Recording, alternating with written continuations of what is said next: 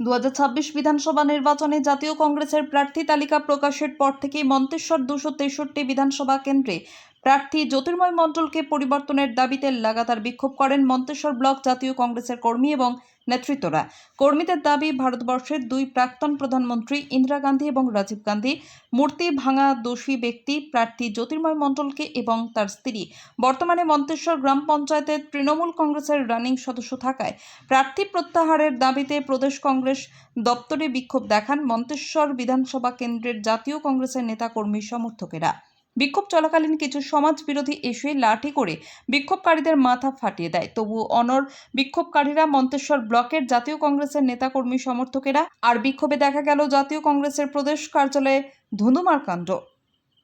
Bureau report, MBS news.